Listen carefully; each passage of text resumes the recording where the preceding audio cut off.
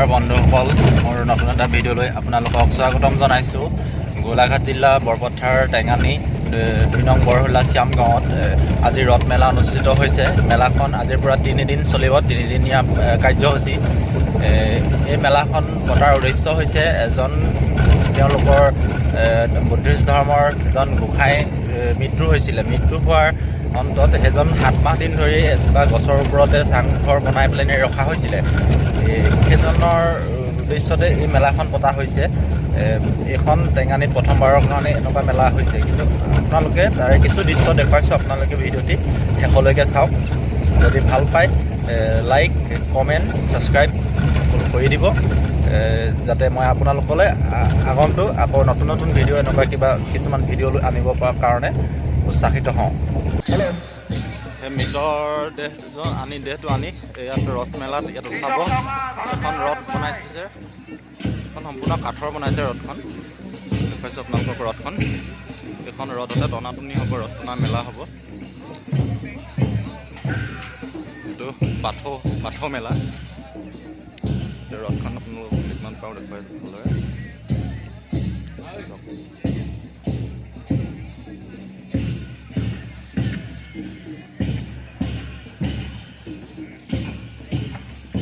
এখনৰ ওপৰত ৰাখিব, ৰখাই পেলাই এইবিলাক ৰছী দেখিছে, ৰছী ইয়াতে ৰথ মেলা ৰথ টনাটনি হ'ব। ইয়াতে প্ৰভু ঈশ্বৰ উঠিছে ইয়াতে।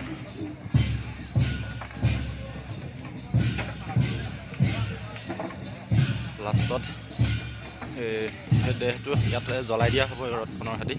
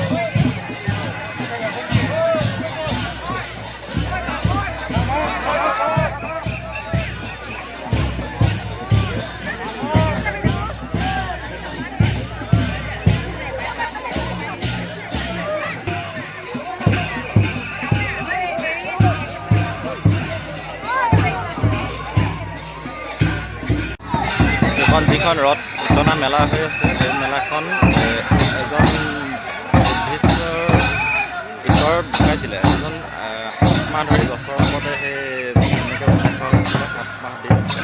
তাৰপিছত তেতিয়া সেইজনক ৰথখনৰ ওপৰত উঠাই বুদ্ধিষ্টসকলৰ ৰাইজে টানিছে। এনেকৈ 3 দিন টানিব। 3 দিনৰ লাষ্টত ৰথখন মৃতদেহ জ্বলাই দিয়া হ'ব। এই মেলাখন বুদ্ধিষ্টসকলৰ চবতকৈ ডাঙৰ গোসাঁইজন মৰিলে এনেকুৱা মেলা পতা হয়। এজন ডাঙৰ গোসাঁই আছিলে, সেইটো কাৰণে এইখন মেলা পতা হৈছে। তাত প্ৰভু গোসাঁই আহিব বুদ্ধসকলৰ, সেইটো কাৰণে কাপোৰ পাৰি দিছে, ফুল ছটিয়াই দিছে।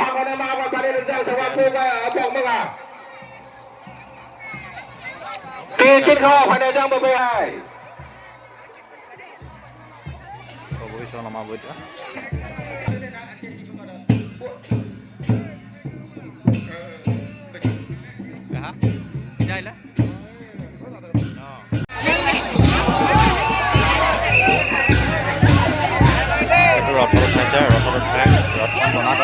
দুটা পাৰ্টি হ'ব তাৰপিছত টনাটনি কৰিব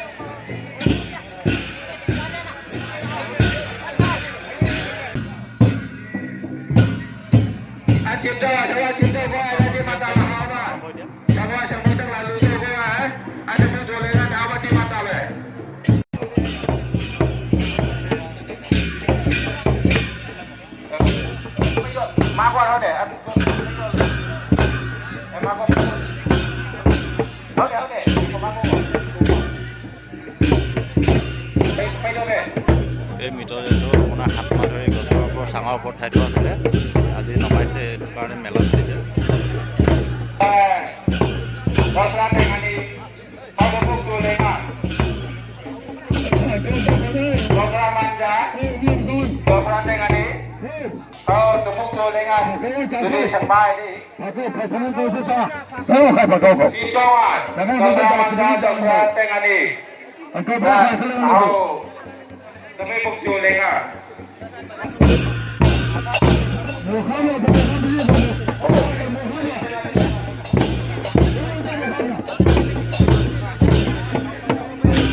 এইখন নমাইছে এতিয়া এইটো নমাই ৰ'দলৈ নিব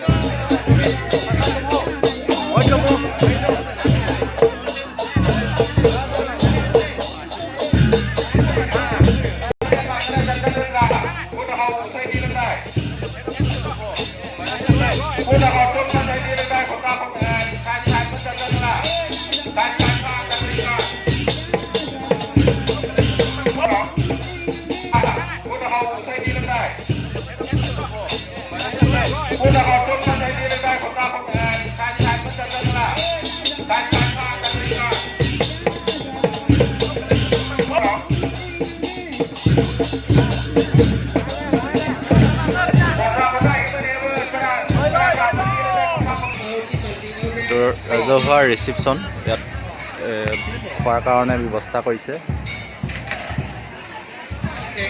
কি উলিয়াইছে চাওঁ আমি খাবলৈ আহিছোঁ ইয়াতে ন টোপোলা ভাত নে হেৰি ভাত টোপোলা ভাত চেয়া দিয়া টোপোলা ভাত খাম দিয়া ভাত দিয়া খাওঁ দীপ গগৈ